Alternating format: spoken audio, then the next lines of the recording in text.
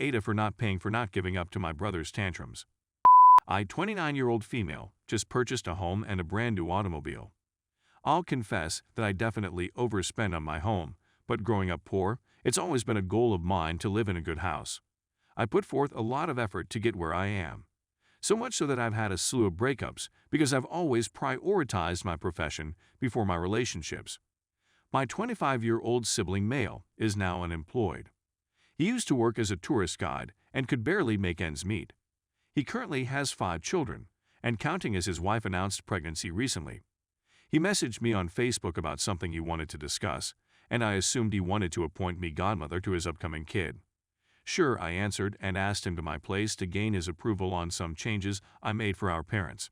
I offered him a tour, and he expressed his admiration for my home, stating things like how pleased he is to bring his children to my home. I didn't mind since I assumed he meant a visit, for which I'd be delighted to welcome them. Imagine my astonishment when he eventually sat me down and explained what he wanted to discuss. He wants me to give him my house. I asked whether he meant this home or the other house I purchased for my parents and was still living in. Still has modifications ongoing with my dream house. He said that the home is large enough for his family and that I am welcome to pay them a visit whenever I choose.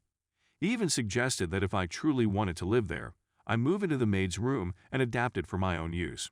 I was so stunned that I couldn't talk as he thanked me over and again for the home. I eventually asked him where he got that notion, and he stated our mother promised him I'd give him my house. Of course, I rectified it, and here is when things went wrong.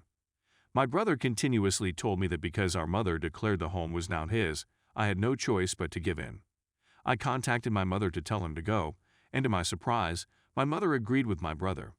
To shorten a long tale short, my whole family had cut me off and my parents had disowned me unless I gave my brother my home. My father has been sent to the hospital as a result of our conflict, and I'm devastated. The man I'm dating currently suggested that I surrender the home to my brother and he'll assist me in purchasing another. AITA on Reddit. Edit. To clarify, the home they gave away is the freshly purchased one. One where I could raise 5 gorgeous fur babies, I reasoned.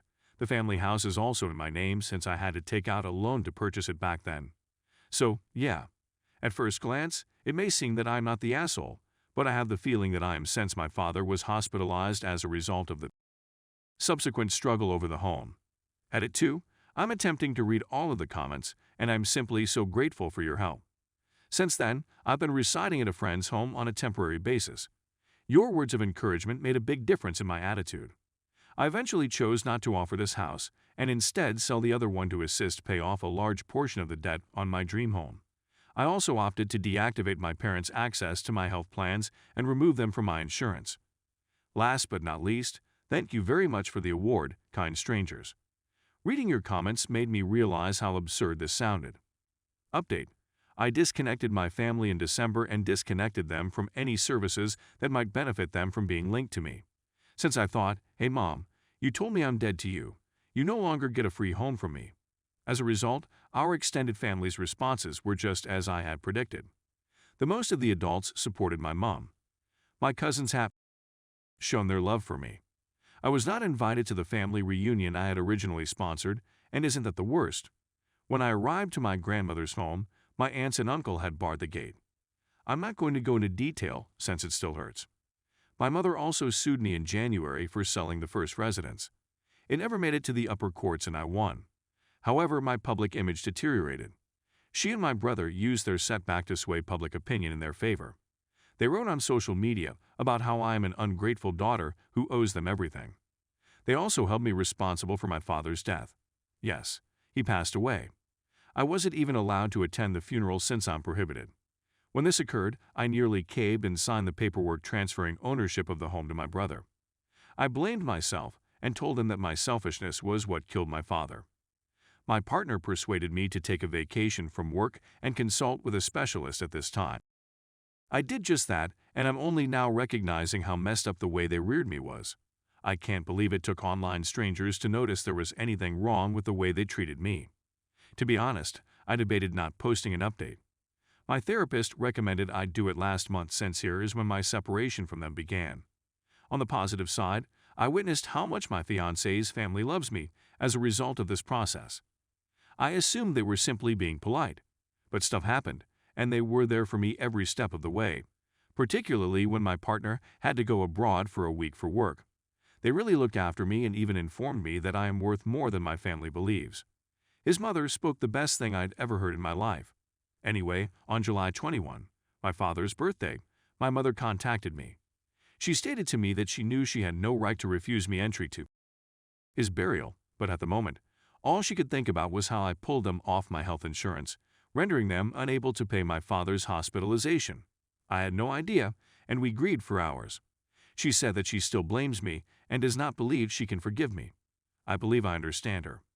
My therapist advised me that wondering about what ifs is counterproductive. Yet if I could go back in time, I would assist them with this. My brother refuses to communicate with me. That's all right. It's a pretty reciprocal feeling. Story 2. AITA for telling my parents to stop expecting my wife to babysit for them or we're not coming at all. My wife, 29 female, used to be my younger brother's, now 8-year-old, babysitter around 6 years ago when he was younger than me, 29 male. My parents, 45 females and 46 males, hired her, and she took the position as a temporary one so that she could earn extra money to help pay for her last college courses before she graduated. She and I got to spend some quality time together while she was staying at my parents' place. I had a strong attraction to her, and we started dating a few months after she left her position with the company. We fell pregnant by chance a few months later, but we were able to make things work. Our oldest child is 5 years old, and my wife just gave birth to our second child, who was due in 4 months. This is something I've seen each and every time we visited.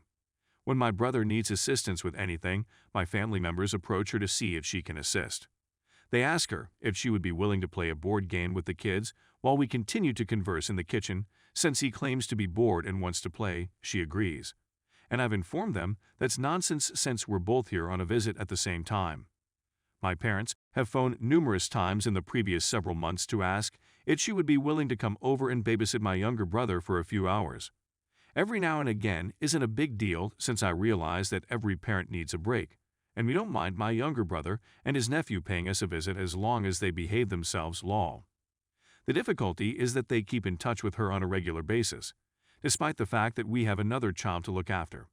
The fact that my wife and I are both exhausted from caring for our 4-month-old has made her even more resentful of it. In addition, this isn't anything that Nee hasn't spoken about with me. Although she is no longer employed as a sitter, they claim that it has become a habit for them because they have grown accustomed to her being their primary caregiver. Earlier this month, we invited them over to our home so that they could spend time with both of their grandchildren. They hadn't yet met our youngest, so it was a pleasant gathering. They claimed they only had an hour before they had to leave for an appointment and asked if we could stay to keep an eye on my brother, which was surprising. When I informed them that we had other things to do after this, they responded by saying, "Well, Michelle can stay and babysit him then," which I found amusing. Neither my wife nor I were pleased with the situation. After she dropped the kids off at the car, I told them that they shouldn't be expecting her to be their babysitter when there are millions of other people they could hire. They were irritated by this, as they assumed we were all going to stay and allow them to spend quality time with their grandchildren.